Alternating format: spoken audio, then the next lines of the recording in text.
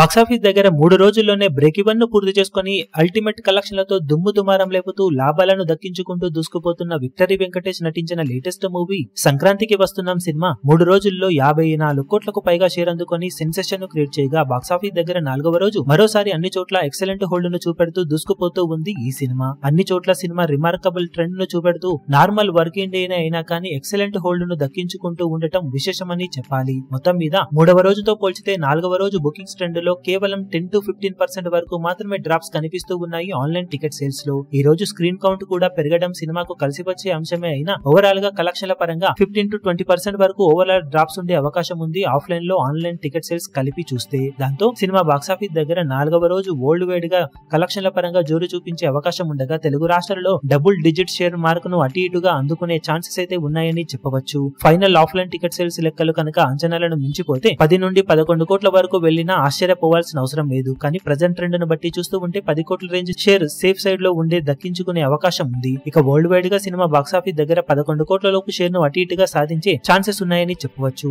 4వ రోజు 10 కోట్లకు పైగా షేర్ ను ఒక మీడియం బడ్జెట్ మూవీ అందుకోవడం అంటే మామూలు విషయం కాదనే చెప్పాలి. మిగిలిన సంక్రాంతి సినిమాలన్నింటినీ ఫుల్ గా డామినేట్ చేస్తూ ఊచకొత్తకొస్తూ దూసుకుపోతూ ఉంది సంక్రాంతికి వస్తున్నాం సినిమా. ఇక బాక్సాఫీస్ దగ్గర సినిమా ఓవరాల్ గా 4 రోజుల్లో సాధించే అఫీషియల్ ఏరియాల వారి కలెక్షన్ వివరాలు ఏ విధంగా ఉంటాయో చూడాలి.